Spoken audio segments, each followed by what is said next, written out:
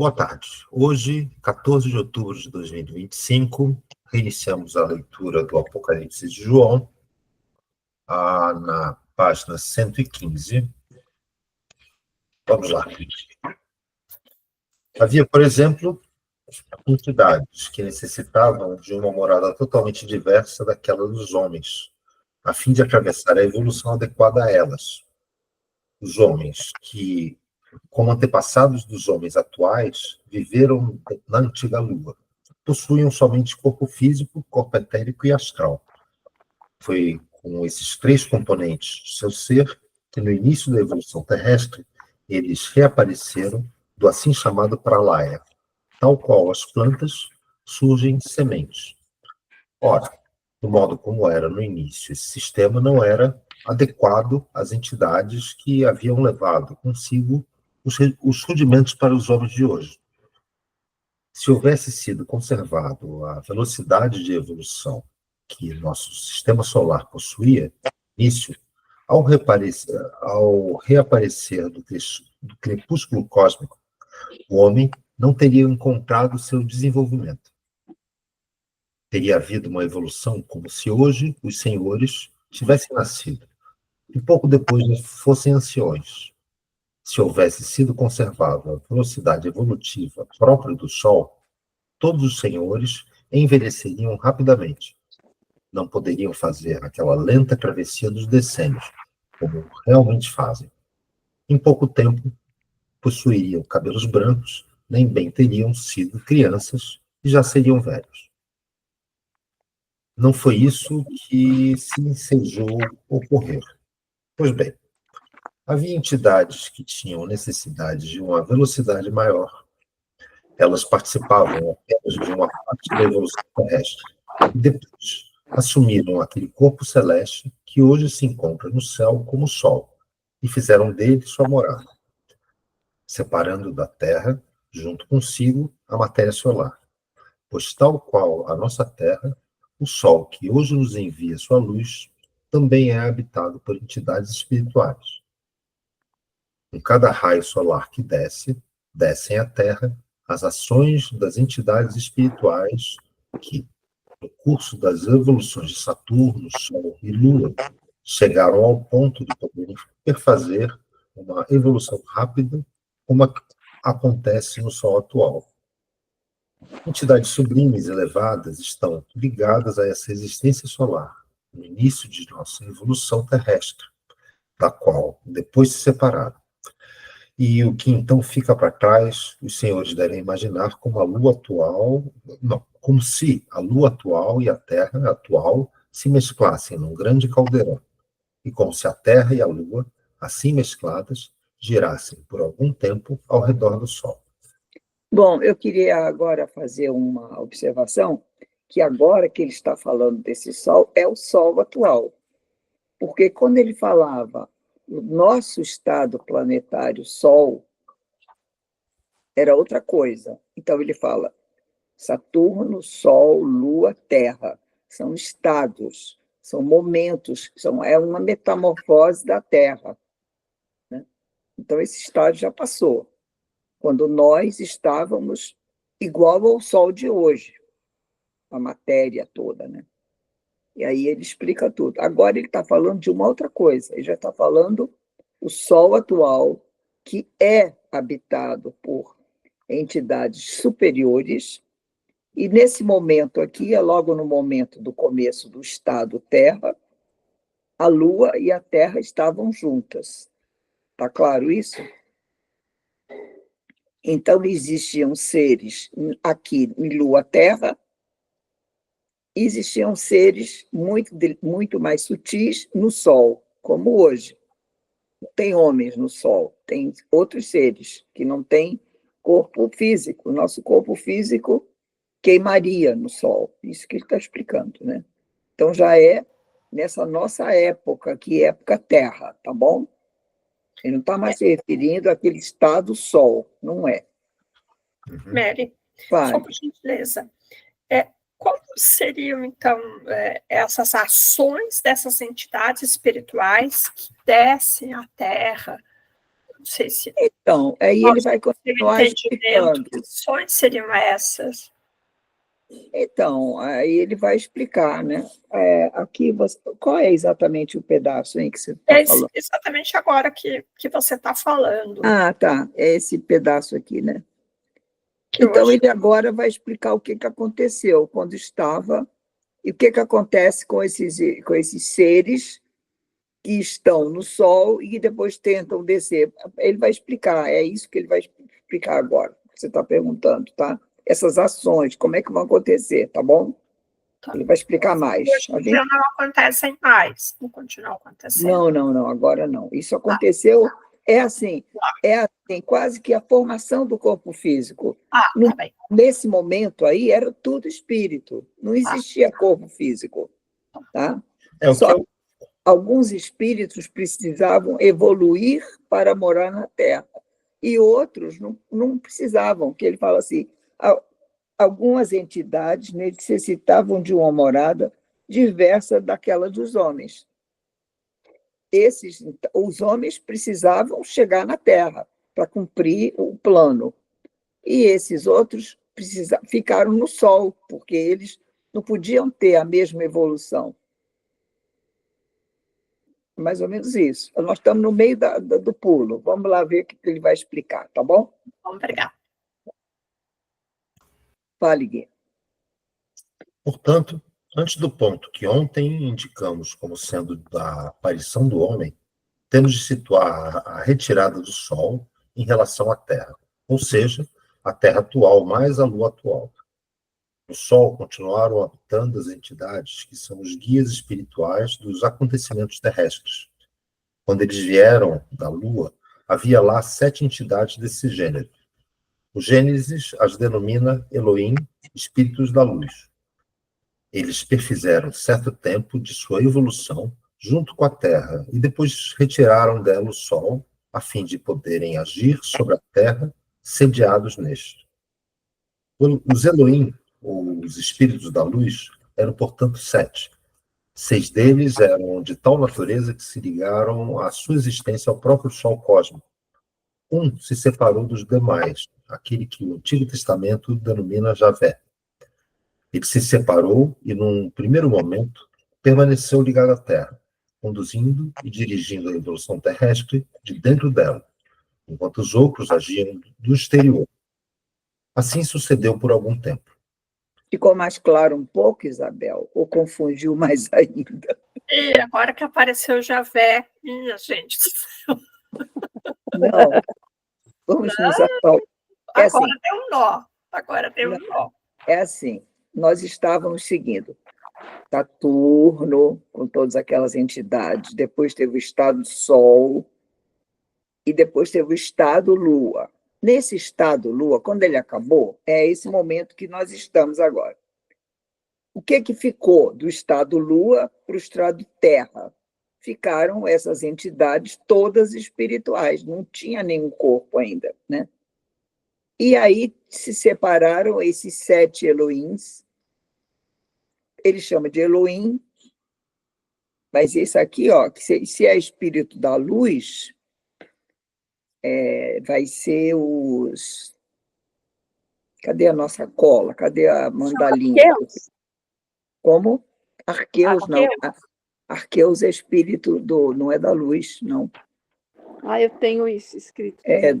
Arqueus é da personalidade. São aqueles que estão mais perto do...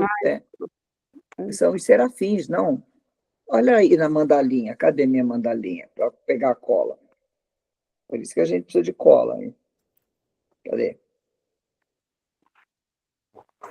Achei aqui, só um minutinho. Lê aí, gente. Procura aí para mim. Eu já achei, eu vou botar aqui para vocês. Essa aqui, né? Veja aí, são os espíritos da luz. Eu não estou enxergando direito. Da luz, vontade, amor, harmonia, dominação. Não tem. Não tem. Então é Elohim mesmo, pronto. Eu achei que tinha uma correspondência. Mas são espíritos muito altos, né? Aí esse Javé, que a Bíblia né, se Então, reporta. esse Javé é Como aquele que... similar a Deus. Os católicos falam que Javé seria Deus. Não sei se Então, vocês sabiam disso. católicos são judeus. Judeus, Javé judeus. é Jeová, Antigo é Testamento. Deus antiga. Isso. Então, aí que ele fala, ele veio acompanhar, e ele não subiu, ele ficou para acompanhar. Quer dizer, aí assim, é o Deus antigo. Assim, eles acham que é Deus, mas assim, ali o que o Steiner está querendo dizer é que, por exemplo, para o povo hebreu, aquilo foi o Deus, foi o guia deles, porque depois, em outro livro, ele vai dizer que cada povo tem o seu guia, entendeu? Cada povo tem o seu guia nas religiões antigas, né? Então, aí esse Javé, que é um Elohim que estava aqui ajudando a chegada dos espíritos na Terra, sempre ajudando, nunca atrapalhando. Ele vai, num outro livro que o Steiner escreve, se ocupar desse povo judeu. Por quê? Porque ele vai preservar esse povo judeu para, no futuro, o Cristo descer, preparar o corpo físico. Entendeu? O corpo físico do Jesus tinha que ser muito bem preparado. Então, eles prepararam um povo. O povo eleito é isso. O povo eleito, que é o povo escolhido, para daí dar essa descendência, ser formado o do Jesus. Onde Então, viria... é o mesmo Javé que a Abel conhece da Bíblia, entendeu, Bel? Eles não evoluíram para vir porque eles tinham que ficar lá para depois ter uma função especial, né? Uma coisa muito mais importante. Eles não vinham para a Terra junto, eles ficaram para lá até agora, né? São os guias, né? São os guias, né? A Terra é um projeto muito protegido, nem tem todo esse corpo protegendo, esses guias todos, a partir do Sol, a partir de outros astros, tem toda uma proteção a esse projeto homem, ao projeto da liberdade, o projeto da liberdade, né? É do livre-arbítrio. Então, do livre-arbítrio, entendeu? Que não existe no universo. Não existe. Os anjos não têm livre-arbítrio, nem os arcanjos, nem os arqueus. Eles fazem o que tem que ser feito. É um script, só livre-arbítrio a gente, né? Só a gente. Logo na nossa vez, né? Eu tinha que ter o livre-arbítrio. Essa aí foi boa. Então é isso que ele está contando, essa história, tá? Teve esse grupo que desceu, e depois tem esses outros que ficam com o Javé ajudando.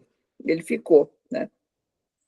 Por isso que tem que ler a opção de livros, porque cada um ele fala de uma coisa, né? Tá. Então vamos continuar. Obrigada. Depois do que expusemos ontem sobre a antiga Lua, os senhores acharão compreensível, que com a retirada do Sol estivesse relacionada uma condensação de tudo que restou como Terra mais Lua.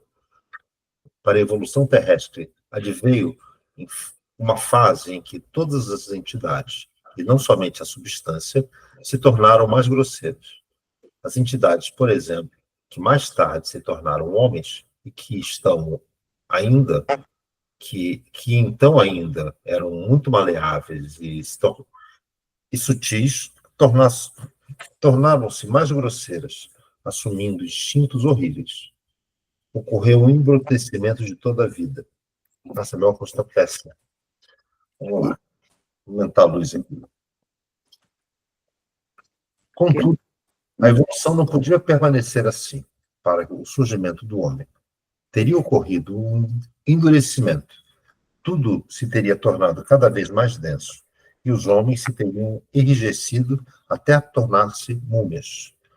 Os homens teriam ficado mumificados e rapidamente teríamos um planeta sobre o qual se teriam acumulado múmias nada bonitas, porém antropomórficas, qual status. A Terra se teria mumificado. Um outro evento devia acontecer. Justamente sob a regência do espírito cósmico Javé, foi separada, extraída da massa composta, Terra mais Lua, aquela que hoje se vê no céu como Lua, essa sucata lunar apagada. Não foram apartados apenas os mais grosseiros componentes substanciais, mas também as mais grosseiras entidades. Assim, a retirada do Sol provocou inicialmente o fato de o homem não ter um desenvolvimento rápido demais, e a retirada da Lua o ter um desenvolvimento, o fato de ele não ter um desenvolvimento em direção à aridez, à condensação, à mumificação. Então vocês entenderam que essa retirada da Lua, ao ser retirado, com a ajuda do Javé, com a ajuda dessas entidades que estavam ajudando, eles, tipo assim, fizeram uma decantação. Ficaram na Terra só as energias que poderiam se tornar homens. E essas que estão mumificadas... Mais grosseiras, né? Que ele falou. Antropomorfas, ele diz que tem um desenvolvimento até muito complicado, porque elas ainda são muito feias, muito embrutecidas. E aqui ele fala também, então vão virar essa substância da Lua, que não tem brilho, que ele fala, não brilha, ela reflete, né, a Lua. E aí ele fala até também espíritos cósmicos, espíritos que são grosseiros, né? E também grosseiras entidades, também tem espíritos grosseiros lá, né? Não só substância, mas também espíritos grosseiros, decaídos, né? Aqueles que não desenvolvidos, sabe aqueles lá que não desenvolvem? Também vão para lá. Então, forma aquela massa grosseira, que é a Lua, né? E ela tem a função de dar esse equilíbrio, né? Um lugar, a nossa, digamos assim, seria uma lata do lixo, um lugar de decantar, né? Foi, né? Para a Terra. Ô, Mary, vê se é isso que estou entendendo, para falar de outra forma também, para ver se a Bel entendeu. Então, quando era no antigo Saturno, era só ele, né? Daí ele foi transformado, veio e teve o Pralaya, que é uma noite cósmica, daí ele veio como Sol.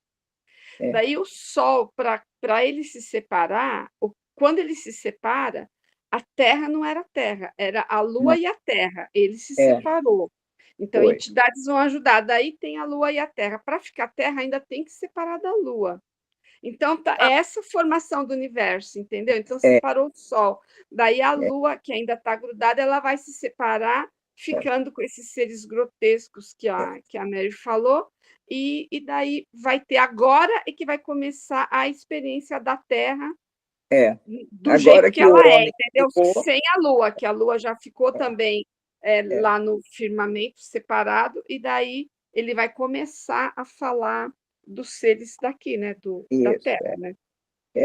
E que vão agora também, eles estão descendo, eles ainda são seres espirituais, depois eles vão ser assim meio gelatinosos, e eles vão se densificando. Eles vão ficando primeiro assim como uma água viva, meu entendimento, né? Tem essa coisa gelatinosa, depois eles vão ficando feitas essas plantas, algas, que são muito gelatinosas, mas já tem uma consistência. Depois vai ter essa consistência das nossas plantas mesmo, depois como os bichos, aí vai endurecendo os ossos. Ele ainda vai falar aqui, mas isso já é o ser humano, não é que vira planta, vira outro, não é isso. Já é o ser humano, é assim, tudo que está aqui vira gelatinoso, tudo que está aqui vira planta, animal, vira gelatinoso, entendeu? E uns saem daquele estado e ficam gelatinosos para trás. É assim sempre a evolução, segundo Steiner. Não é que um passa por vários estados. Não. Todos passam por todos os estados. E sempre vai ficando um grupo para trás. Todo mundo fica gelatinoso, depois todo mundo fica tipo alga, quer dizer, uma gelatina dura, depois vai solidificando. Só que os que não foram vão ficando naquele estado, entendeu? Depois vão se tornando conscientes, entendeu? Vai aumentando, e aí aquele grupo cai quem ficou para trás, e aí um novo grupo que evolui, assim, como se a evolução parasse. E entender, né, que a gente não é a evolução dos animais. O darwinismo não é a mesma coisa. Não é a mesma coisa. Evolução, né? Cada um com a sua evolução, cada um com a sua evolução. Cada um parou num tempo, exato. Tá. Né? Quando todo mundo ganhou osso, todo mundo ganhou osso. E teve os que não ficaram sem ossos, ficaram para trás. Tá. As plantas, entendeu? Quando todo mundo ganhou os sentidos, alguns não ganharam, foram ficando para trás. Foi sempre um grupo que foi desenvolvendo junto e foram separando os grupos, entendeu? Não somos nós que fomos virando, não é a planta que vira bicho, que vira... Não. Exato. É feito, olha, quando você pensa na escola, você entende. Todo mundo entra no primeiro ano, nem todos passam para o segundo. Ficam atrasados, ficam ali, semi-analfabetos, não é assim? É assim, aí você vê todos os semi-analfabetos, os alfabetizados, aí depois todo mundo entra no ginásio, nenhum continuam, e aí vai, até que chega lá no doutorado, né? Tá. Uhum. Ótimo, muito obrigada. Obrigada. Obrigada. Vamos lá.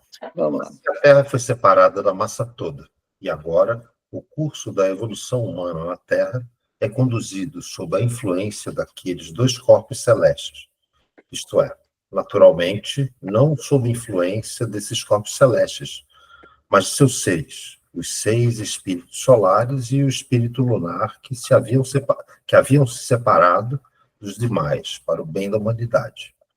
Então, pelo que eu entendi, a Javé está em algum lugar, porque no Sol estão os 6, depois tem o 7º, parece que está na Lua, né? Então, eles ficam cuidando agora desse canteiro que é a Terra, né?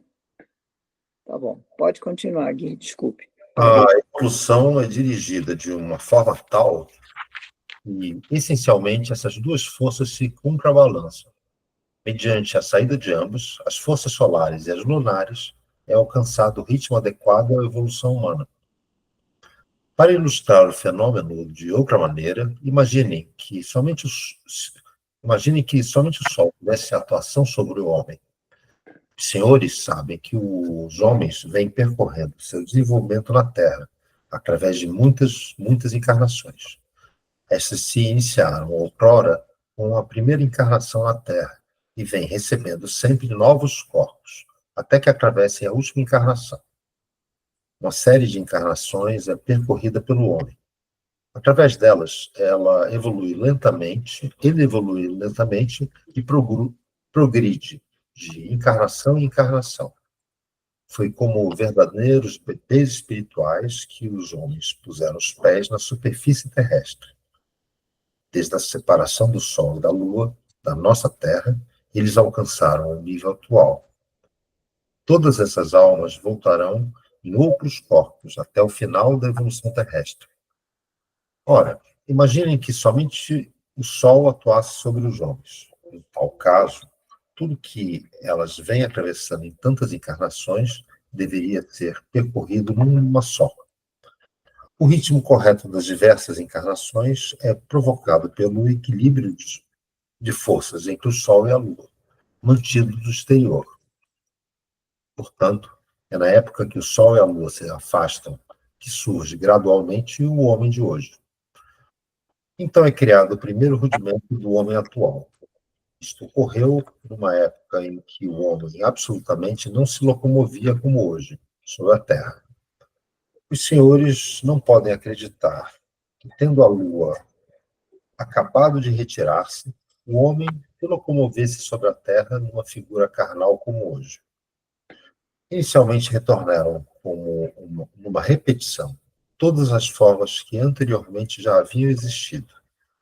Ao ser liberada do Sol e da Lua, a Terra possuía mais ou menos o aspecto da antiga Lua, sendo até mais maleável. E se um olho estruturado tal qual o de hoje tivesse olhado para a Terra, ainda não teria podido ver o homem. Por outro lado, havia aí certo tipo de entidades que não estavam suficientemente maduras para esperar pelo tempo posterior. Enquanto o grau de evolução ainda estava incompleto, elas tiveram de desenvolver-se, tiveram de assumir uma estrutura corpórea, de modo que, pouco tempo após o afastamento da Lua, em relação à Terra, já se podiam ver algumas formas de animais inferiores fisicamente condensados. O ser humano ainda não havia descido, e nem os mamíferos superiores. O homem ainda era um ser espiritual e, como tal, parava ao redor da Terra. Dos arredores terrestres, ele absorvia a matéria mais sutil. Pouco a pouco, condensou-se, a ponto de poder descer para onde a Terra já havia endurecido e se haviam formado ilhas. Esse pedaço aqui, olha só, não lembra bastante lá o segundo dia da criação, onde ele separa as águas de baixo das águas de cima e aparece a terra firme, segundo dia da criação, não é? Olha aqui, bem isso, não é? Isso aí. E aqui também fala coisas, você entendeu, né, Bel?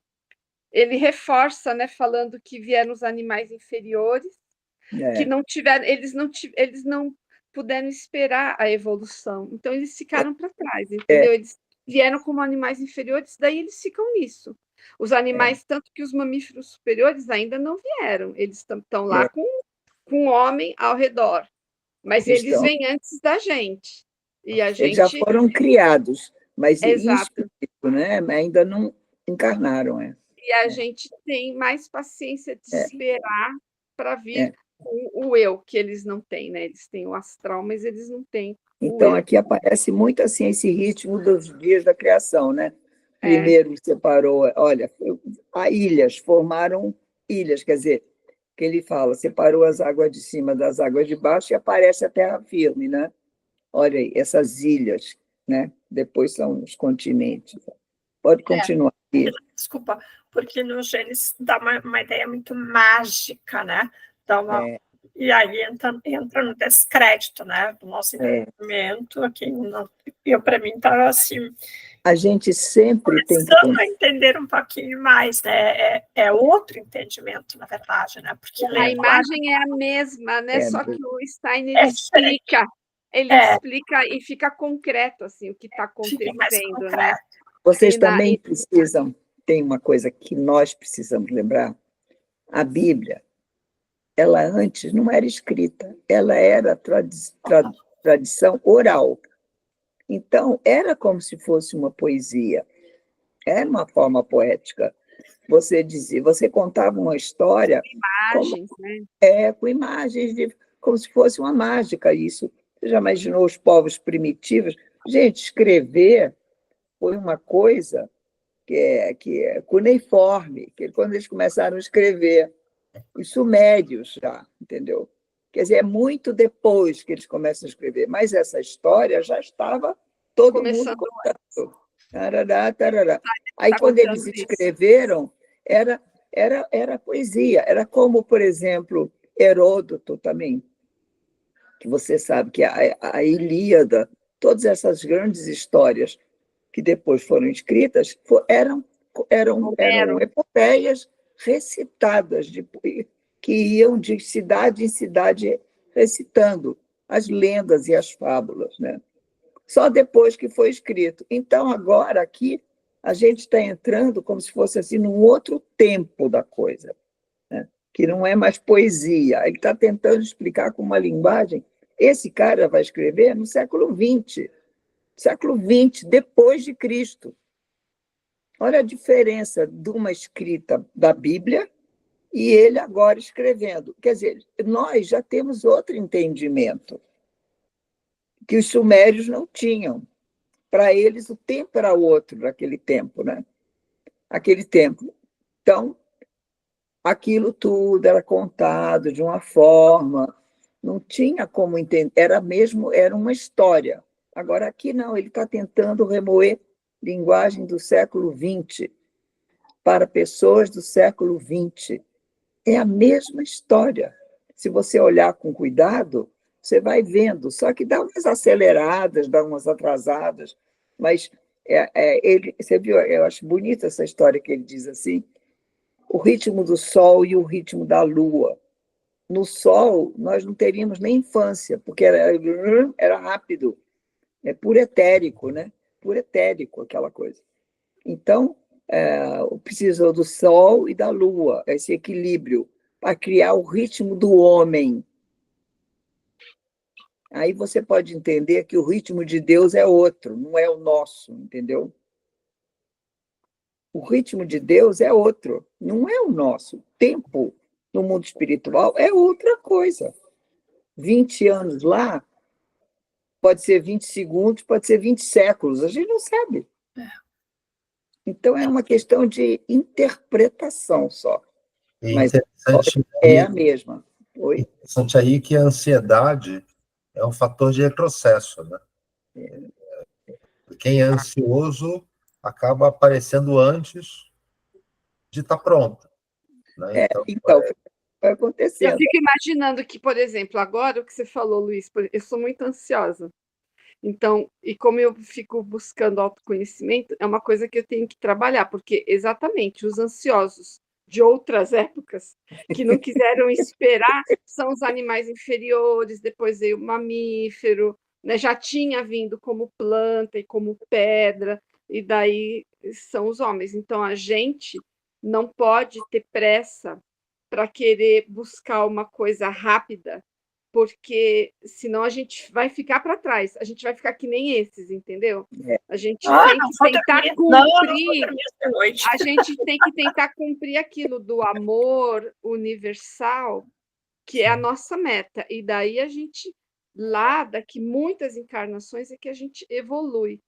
Quem quer fazer antes vai ficando para trás, né? Mas assim, Glória, eu acho assim o seguinte, é muito comum as pessoas irem buscar, e tem essa pergunta que não consegue ser respondida e que é universal, são todas as culturas que têm isso. E assim, eu acho assim que a antroposofia é engraçada, porque eu li uma série de conteúdos quando eu tinha 23, 24 anos. E agora, relendo, né, eu vejo muitas coisas que eu já tinha, assim, de certa maneira, intuído, mas não compreendido.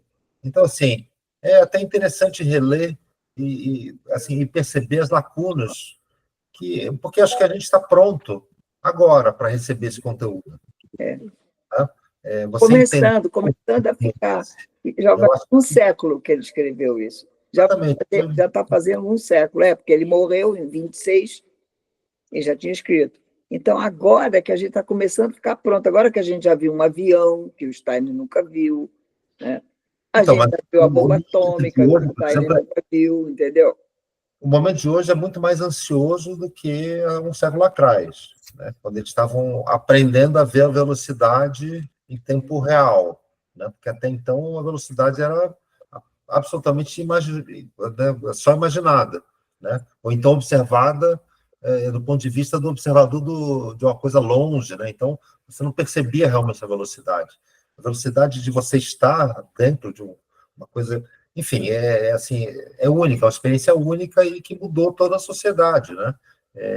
Da segunda revolução industrial para cá, a coisa alterou de tal maneira e que tem a ver muito com essa velocidade, né?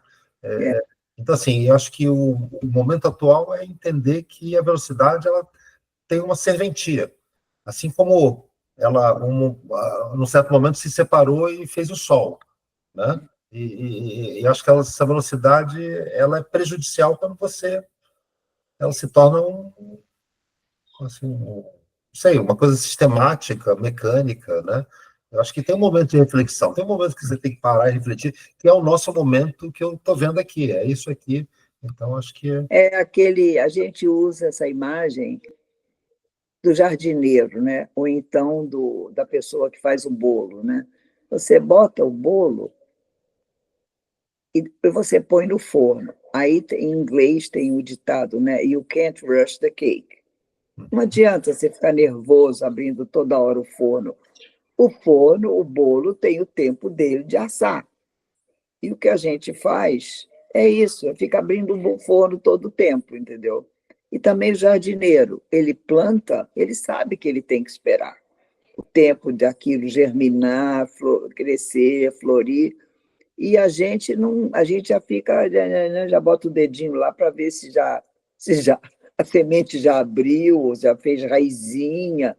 Então, eu acho que é esse tempo que é um tempo de outra dimensão, que nós temos que aprender a conviver com esse tempo, né? Eu vou transformar um pouco mais o que você falou. Você plantar no verão é uma coisa, você plantar no inverno é outra. Então, assim, quem planta no inverno sabe que dificilmente vai sair uma planta ali. Entendeu? Então, assim, às vezes você desperdiça a semente, a energia, a paciência, ao plantar no momento errado. Então, assim, eu acho que tem muito a ver assim, a visão primária é só ver a plantinha crescer, mas não, tem uma coisa que está por trás ainda, tem um conhecimento que você tem que escolher, é o momento que você se dedica e é o momento que a coisa realmente acontece, né? E a vida espiritual é igualzinho, né? Igualzinho. Igual, mas eu acho que uma coisa também importante é que quando a pessoa vai rápido demais, é aquilo da vaidade, sabe? Que ela acha que está pronta, já, tipo, sou esperta, vou chegar primeiro, entendeu? E é o que levou esses decantações aí por todas as fases, né? Porque tem lugar que a gente estuda, Abel, que vai indo, vai indo, vai indo, e no final você vai descobrir o quê? Que tem que ir todo mundo da Terra, senão não vai ninguém, que é o grande guardião, né, Mary? Então, é uma coisa que você quer evoluir, mas no final você tem que saber que toda a humanidade é para evoluir, então, entendeu? Aí, e a gente tem que ajudar, que nem a gente faz no grupo, né? A gente vai tentando. Então, não adianta. Eu sou boa, que eu já conheço. Nossa, Bel, não esse conhece livro eu isso já li. ainda. Assim que o Como ela é pessoal fala. atrasada, eu sou melhor que ela. Essa é Esse uma coisa livro que eu já acontece. li. Não vou ler outra vez. Esse livro eu já li. Meu Deus, quantas vezes Daí eu a já li gente esse cai, livro? entendeu? A gente Não, cai, porque é esses são, besteira isso. e esses são aqueles atrasados. Aqueles atrasados, é isso. Atraso. O pessoal vai muito depressa e, no fim. Agora, também. E vai acontecer com a gente também, né? Se a gente achar que é melhor que os outros, que a gente está indo e quem ficar que se dane, a gente vai entrar no mesmo o que anteriormente alguém entrou, né? E por isso a explicação da reencarnação. Talvez a reencarnação seja para você esperar os outros. Você fica ali até. Ué, a gente tem que entender essa coisa da reencarnação, né? Por quê? Às vezes pode vir por a vontade para orientar outros, né? Dá para aprender tudo. É o que vocês estão fazendo, né? Na verdade. Exato. Gandhi, muita gente. Puxar, né? Para poder me ajudar. Dá para aprender tudo numa vez só? Então, eu sou muito burra, porque eu estou saindo daqui, quem está mais perto sou eu. E eu podia ainda ficar mais um tempo, porque muita coisa eu não aprendi. Estou de segunda época aqui, entendeu? Estou de segunda época. Então, eu aguardo a minha reencarnação com muita seriedade, porque eu sei que tem coisas que eu não aprendi que eu vou aprender. Tem jeito. Então, e que tem tempo, né? A gente tem essas oportunidades da reencarnação até isso acontecer, oportunidade, sabe? A Terra ficar para trás e a gente ir para Júpiter. Jesus, Júpiter, né? Jesus que me espere, que eu estou atrasada, eu tenho que ainda. Qual que é o próximo planeta, Mary? Não é Júpiter, é Júpiter? É Júpiter, né? Gui, vamos continuar. Vai chegar na Rosa, será? Não vai. Eu me perdi. Onde que você está, Agui? Também me perdi. 19, no primeiro. A Rosa está muito longe, só ano que vem. Vemos depois, né? Vemos, pois. Olha a ansiedade, olha a ansiedade. Eu botei já a Rosa aí de agoniada, que eu fiquei louca para contar a história da Rosa. Já botei a Rosa aí, olha, nessa página? 3 aí. Que legal. Tá. Ainda faltam 3. Corre, Luiz. Vamos lá, Gui, continua. Vamos. Vemos, pois, que os primeiros homens surgiram relativamente tarde, possuindo, então, uma constituição totalmente diferente da qual do homem atual. Não posso descrever-lhes as figuras daqueles homens que, por assim dizer, inicialmente se cristalizaram, provindos do mundo espiritual. Mesmo os senhores, já tendo ouvido muitas coisas difíceis de acreditar, ficariam muito chocados. Se eu lhes descrevesse a aparência grotesca dos corpos em que suas almas estavam encarnadas. Os senhores não poderiam suportar tal descrição. No futuro, no entanto, quando essas coisas mal começam a vir à consciência dos homens, graças à corrente espiritual antroposófica, conquistarem cada vez mais essa consciência das pessoas.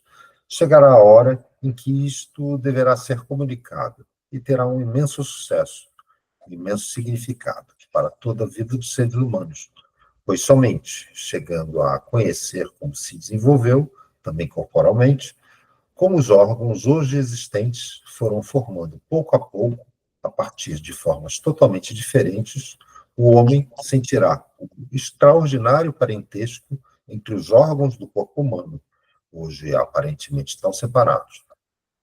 Então ele reconhecerá a correspondência existente entre determinados órgãos, por exemplo, entre o apêndice e a traqueia, que em sua forma anterior encontravam-se unidos naquelas figuras estranhas.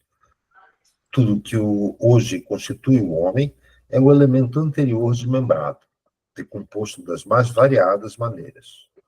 Órgãos, hoje distantes, estavam antigamente unidos. Contudo, eles conservaram seu parentesco. Muitas vezes, nas doenças, vemos como adoecer de um órgão leva necessariamente ao adoecimento do outro. Nesse sentido, os que vierem realmente estudar a medicina farão numerosas descobertas com as quais, aí no caso, o Rudolf Steiner fala em 20 palestras proferidas em Dorna, em 1920, a médicos e estudantes de medicina. Tá? Farão numerosas descobertas com as quais nem se pode sonhar a medicina atual, que é somente a coleta de informações. Só então a medicina aprenderá, de fato, algo da real natureza humana. Tudo isso que eu disse apenas para indicar como era completamente diferente a configuração humana anterior.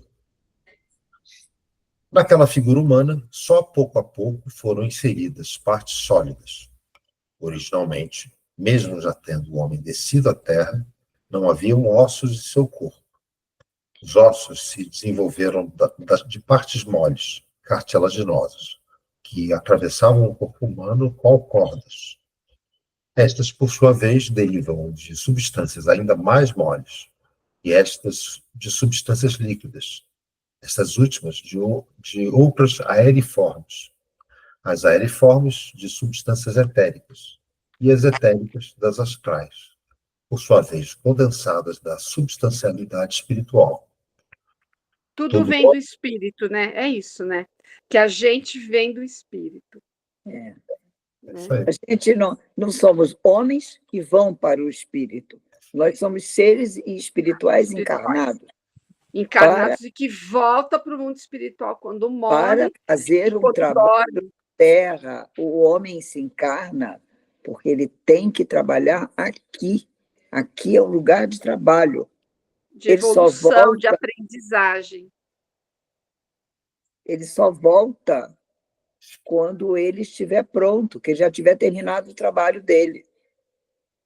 É isso, não é o se contrário. Não terminar numa vida, ele volta várias vezes, tem outras volta até terminar, vários turnos, faz vários turnos, né? Só que tem alguns que vão escolher sempre as coisas erradas, né? Eles não vão, eles vão persistir, né? Porque outro dia eu escutei de um material que estava lendo, que é o seguinte, uma definição de inferno, que inferno é repetir a mesma vida eternamente, sem nenhuma mudança. Isso eu refleti tanto sobre isso, porque é verdade. Você fica ali acomodado, não tem aquelas pessoas assim, eu faço isso porque a minha mãe fazia assim, porque a minha avó fazia assim. Aí faz diferente você. Quebra aquela coisa, aquele padrão, quebra para o bem. Os tempos são outros. Então, é essa tentativa de você evoluir dentro da sua mesma vida seria o indicado. Então, o inferno é você ficar repetindo a mesma coisa a vida inteira. Você nasce aqui, você fica ali, você não faz nada diferente. Então, a vida, às vezes, te pede coisas diferentes. Às vezes, você adoece para você ir para outro lugar se tratar, conhecer outro médico, conhecer outra pessoa. O adoecimento é tirar você do comodismo, daquela situação confortável.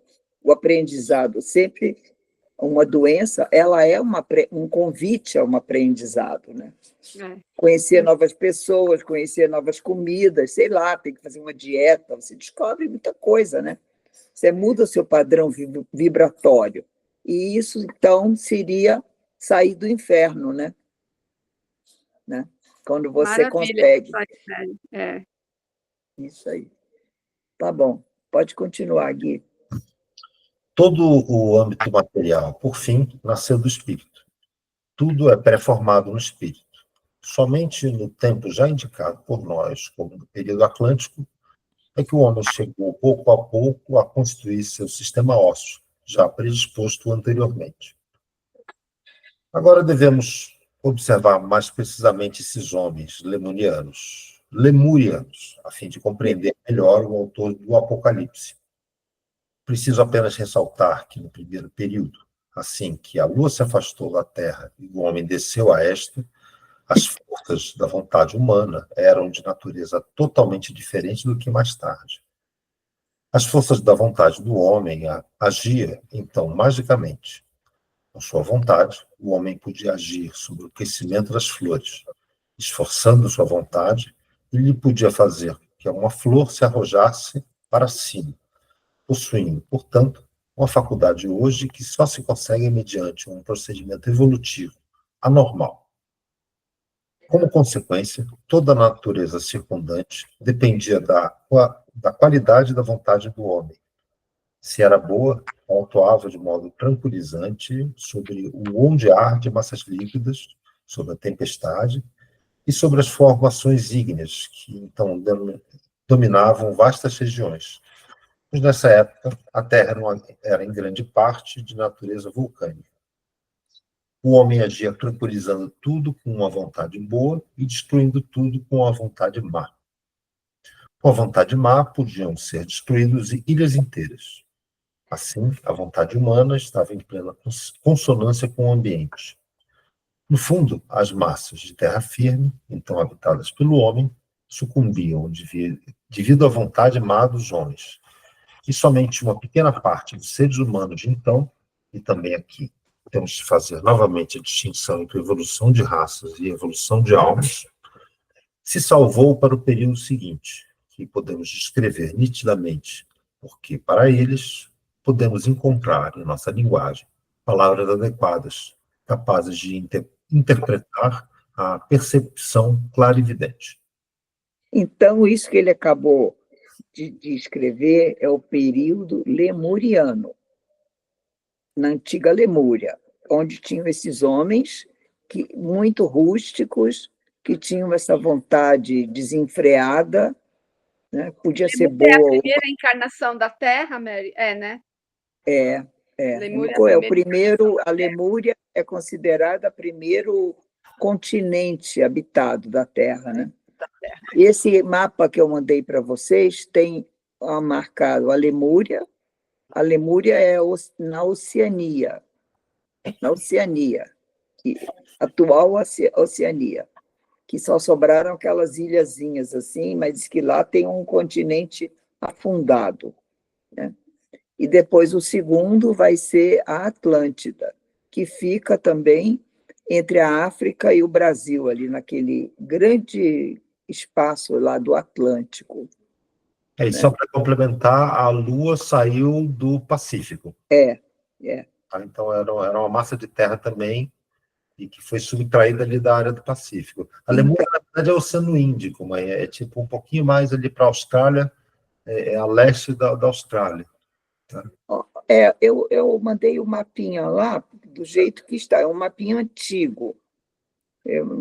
É só para a gente ter imagens do que a gente está falando, né? Porque fica tudo muito abstrato, né? Muito bom. Então, a gente localizar mais ou menos, né? É uma boa, né? Eu, pelo menos, eu gosto de me localizar. Eu também gosto, eu amei, né? Achei super bacana. Eu gosto muito de saber para onde eu estou indo, para onde eu vou, de onde eu vim. Eu gosto de geografia. Eu botei aqui na minha sala um mapa mundi, uma esfera, porque eu gosto, a televisão está passando guerra, não sei aonde, eu vou lá no meu mapa, vejo onde é a guerra. Eu gosto de saber se é perto, se é longe. Gosto de saber para que lado. Vamos lá, vamos continuar. Ok. Depois dessa catástrofe, chegamos ao período Atlântico. O período que, basicamente, a espécie humana se desenvolveu sobre um continente que hoje constitui o fundo do Oceano Atlântico, entre as atuais Europa e América. O homem vivia, então, sob condições físicas totalmente diferentes, sob condições absolutamente diversas. Inicialmente, ele era uma figura cujas percepções divergiam totalmente das do homem de hoje. Já falamos sobre isso na primeira conferência e também depois. Hoje queremos escrever mais uma vez e de forma mais precisa aquela maneira diferente de contemplar que o homem de então possuía. O homem ainda possuía uma espécie de clarividência antiga pelo fato de a estrutura de seus membros corpóreos ser diferente da de hoje. O corpo etérico ainda não era ligado tão estreitamente ao corpo físico. O corpo etérico da cabeça se sobressaía muito do corpo físico. Somente por volta do último terço da época atlântica foi que a parte sobressalente do corpo etérico penetrou e assumiu a forma da cabeça humana física contemporânea. Pelo fato de esse antigo Atlante estar moldado tão diferentemente do homem atual, inclusive na estrutura de seus membros, toda a vida consciente, toda a sua vida consciente, toda a sua vida anímica, também era completamente diferente. Se quisermos compreender corretamente o autor do Apocalipse, deveremos ainda abordar aqui um assunto importantíssimo e também muito misterioso. Se os senhores chegassem à antiga Atlântida, constatariam que ela não era circundada por um ar tão puro quanto o de hoje, e sim por um ar impregnado de massas nebulosas e aquosas. Esse ar torna-se mais transparente, mais claro, à medida que a Atlântida se desenvolve. As névoas eram mais densas lá onde desabrochou, e já a mencionada civilização atlântica mais evoluída. Lá existiam as névoas mais densas, que originaram a base para as civilizações posteriores. A Atlântida era desenvolvida em toda a sua extensão por tal névoa. Não havia uma divisão, como hoje, entre a chuva e o sol. E por isso, na antiga Atlântida, não podia formar-se o que os senhores conhecem como arco-íris. Os senhores poderiam procurar por toda a Atlântida, mas praticamente não o encontrariam. Somente quando a condensação da água levou à inundação, quando o dilúvio percorreu a Terra, somente então o arco-íris pôde nascer fisicamente. Os senhores têm aqui um momento que, graças à ciência espiritual, lhe despertará a maior devoção diante dos documentos religiosos, pois, ao ser relatado que Noé, o representante daqueles que salvaram o gênero humano, vê elevar-se o arco-íris após o dilúvio, trata-se realmente de um evento histórico. Depois do dilúvio, a humanidade vê o primeiro arco-íris. E antes, isso não era fisicamente possível. Aí eu quero fazer uma pausa. Vocês podem, na Bíblia, procurar, eu vou procurar e vou pôr aqui no nosso texto, esse lindo momento da Bíblia, que é a criação do arco-íris, que é justamente essa hora que Deus põe o arco-íris como chama-se o arco da aliança, aliança entre os seres humanos e o divino. Então, é o arco da aliança, e que ele faz um juramento de jamais destruir a humanidade com água. É muito bonito, é muito bonito. Eu como terapeuta artístico, que nós usamos na terapia artística, um dos principais exercícios é pintar o arco-íris. Todos vocês podem, se vocês um dia estiverem num momento que não estão bem, que estão angustiados, vocês podem pintar o arco-íris. É uma sensação muito gostosa, né? Quando você pinta aquele arco, com aquelas cores, é muito bonito, né? Você começa pelo amarelo, bem no meio, depois você para cima vai laranja, vermelho, e para baixo você vai com verdes, azuis. Então você vai vendo aquela organização, aquilo dá uma paz, você sente essa força muito grande, né? Das cores e da luz, desse compromisso do divino com o material, não é? Então, por isso eu fui estudar onde nasceu o arco-íris, e eu achei na Bíblia que foi nesse momento, né? E o Depois que Noé salvou do dilúvio, né? Foi. Chegou num lugar. E aí ele viu o arco-íris, aí Deus falou com ele, né? É muito bonito, né? É uma ponte, é um arco do aliança que te liga, te eleva para o mundo espiritual, né? Então, eu vou procurar e vou botar aqui para vocês, para nós lermos, tá bom? Mas façam isso com lápis de cor, peguem uma folha de papel sulfite, desenhem um arco-íris, é muito gostoso. Acalma, você respira, você sente que vem de outro lugar esse arco-íris, sabe? Não é só um fenômeno óptico, é um fenômeno, a luz penetrando a matéria, né? Porque os gotículos de água são a matéria, né? Então você sente essa coisa bonita que é o arco-íris. Quando a gente vê no céu, a gente não fica alegre, dá ai, que lindo. Eu amo, eu fico super feliz. Pois é. Então, podemos continuar, Luiz. Tá. Aí os senhores veem quão profundos, quão literalmente verdadeiros são os documentos religiosos. Eu acho que ele aqui está falando da Bíblia, tá? Que tem isso. Está falando disso, que na Bíblia tem a formação do arco-íris, tem lá. Tá. Alguns se sentem hoje atormentados ao ouvir que os documentos religiosos são literalmente verdadeiros. Alguns repetem um ditado, que é verdadeiro, mas que, por outro lado, é citado pelos acomodados, não como sendo verdade, mas por comodismo. Esse é o teor. A letra mata, mas o espírito vivifica.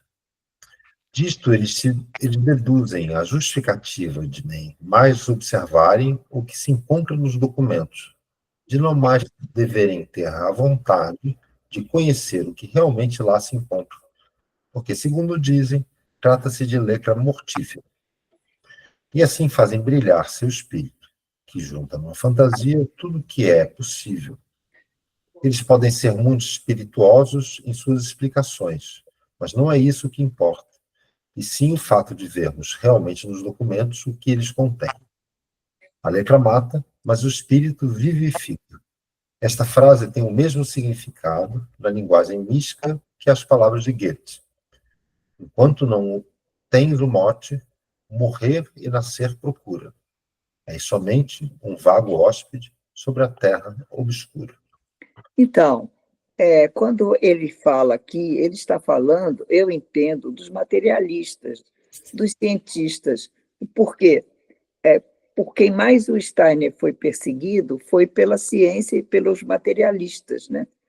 Então, ele aqui está defendendo a Bíblia e os documentos religiosos, outros também, e aqui está defendendo dessas pessoas que dizem que a letra mata e o espírito vivifica. Isso é uma forma irônica de dizer que você não precisa ficar pegado ao que a Bíblia diz, aquela palavra, entendeu? É uma forma de denegrir. Naquele tempo, eles estavam, os materialistas e os cientistas. Foi uma época que o homem deu aquela virada, né?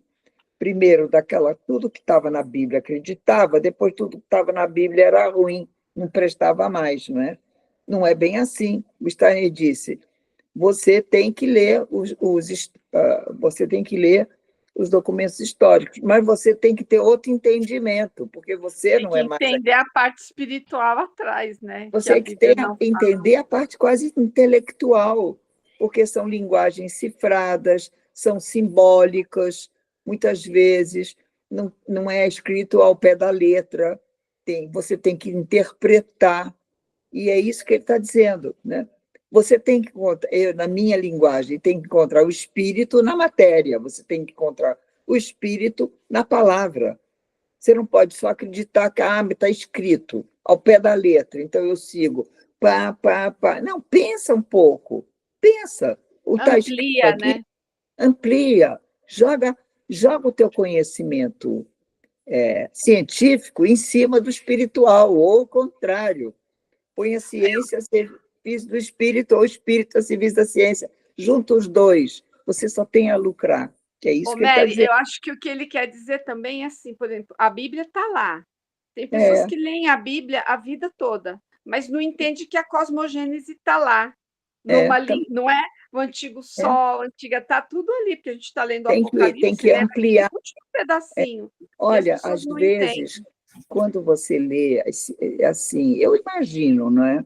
Que eu não sou antropóloga, mas quando você lê, por exemplo, se você for ver a cosmovisão Tupi-Guarani, deve ser muito parecida com o que o Steiner está falando.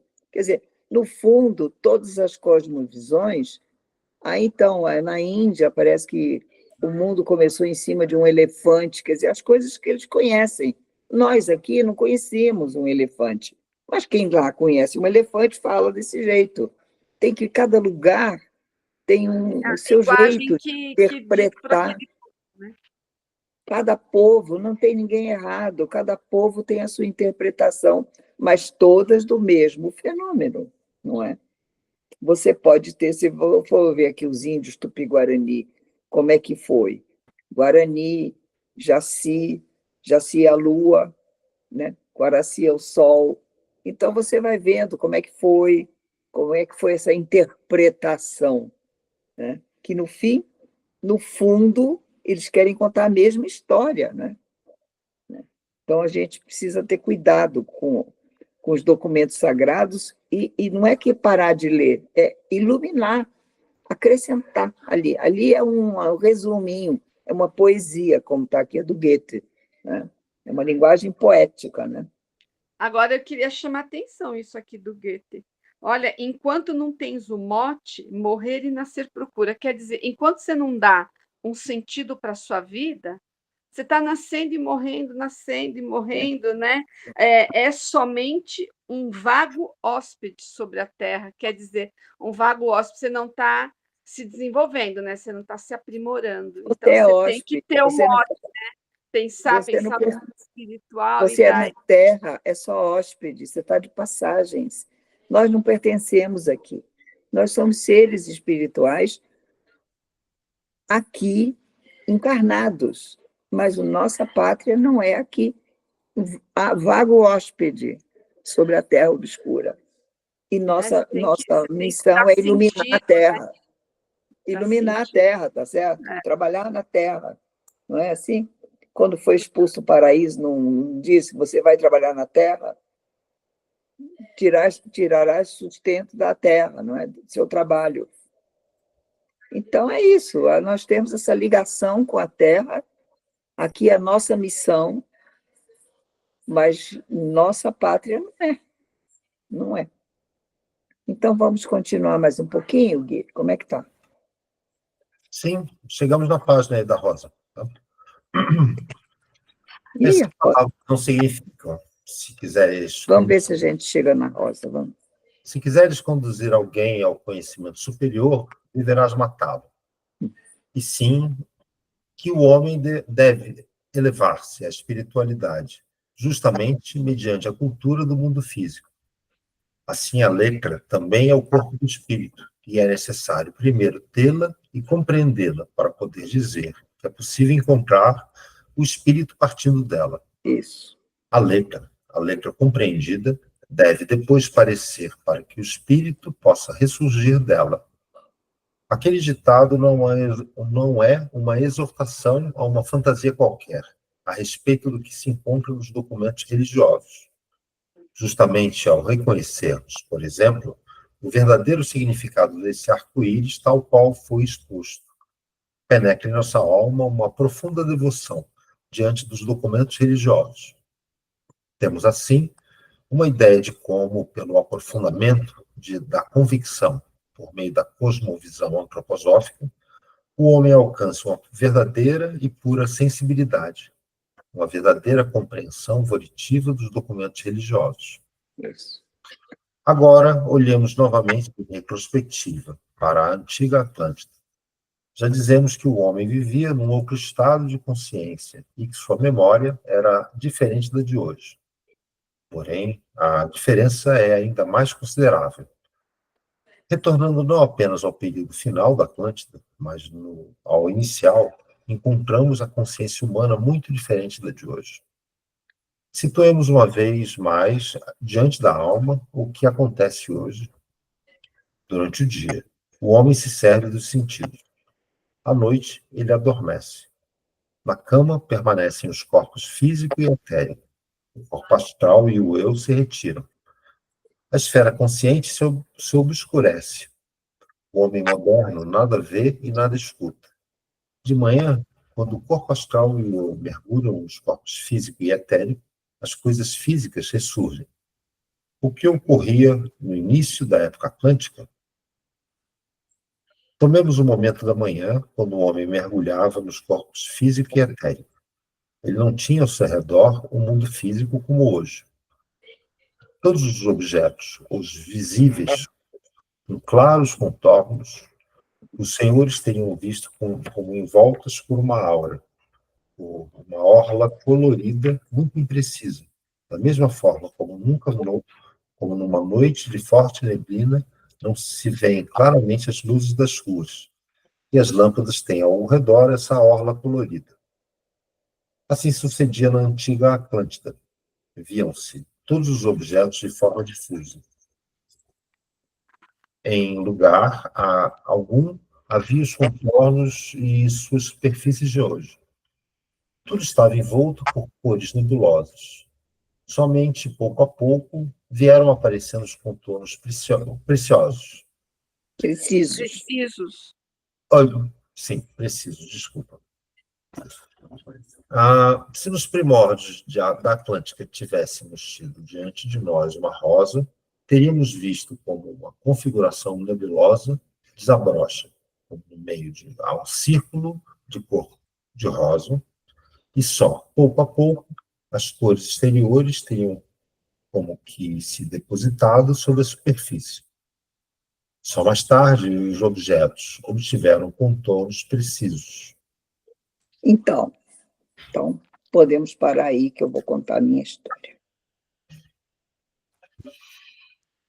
Quando eu li esse trecho, tem uns 20 anos atrás, eu fiquei muito impressionada com isso, né?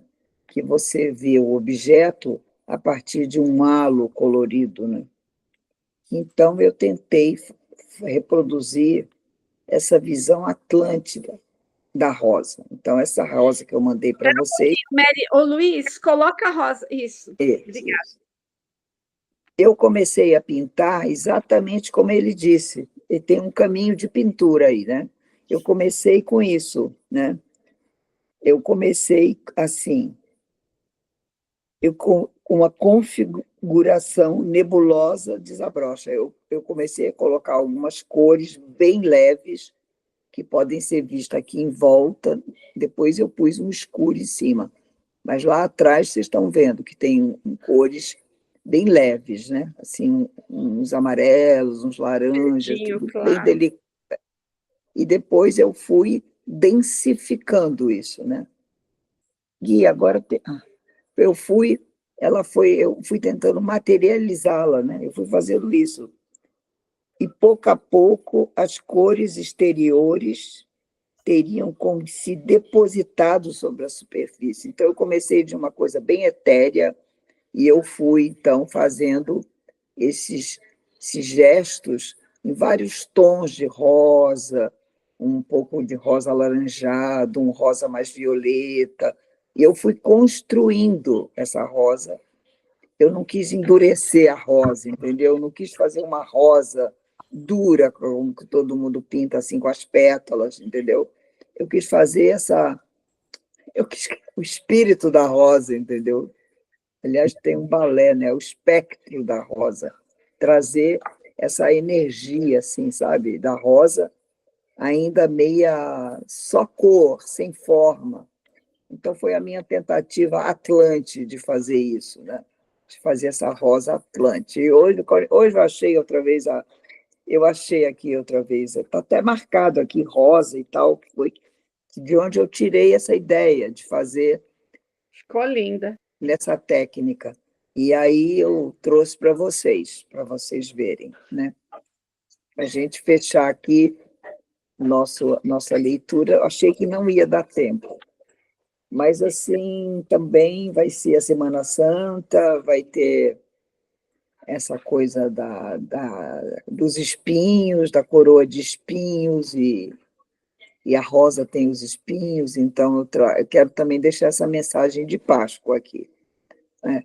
E desses espinhos da rosa, que no fim sai uma flor linda. Quer dizer, do sofrimento desabrocha, então, nova vida, né? Uma harmonia de cores, um ser muito, muito delicado, muito amoroso, que é uma rosa, não é? Que a gente liga muito com o cardíaco, com o nosso coração, porque a rosa, quando ela está em botão, ela tem a forma de um coração humano. A rosa é ligada ao coração humano. Aquele botão da rosa é um coração, né? É mais ou menos esse formato, né, que a gente tem. A rosa é o contrário, né? Assim, é o botão da rosa, assim. Então, a rosa é isso cardíaco, essa luminosidade. Eu quis trazer aqui para vocês hoje, com esse texto e essa minha interpretação. Tá bom? Então, uma boa Páscoa para vocês, tudo de bom. E, Gui, você está falando? Sim, você tem que ler a oração primeiro, por favor. É isso que eu estou aqui pegando. Vou ler a oração. E então, semana que vem é Pascuela, mas eu acho que todo mundo pode vir, não tem problema não, né? De ser Pascuela. Que para algumas pessoas pode ser feriado, né? Não sei. Dia 21 de abril. 21 de abril é feriado, na verdade, para todo mundo, por causa de é outra verdade, coisa, né? Carolita. Então, a gente podia... viagem também. Como? Eu vou estar em viagem, quer dizer... Então, vamos pular, né?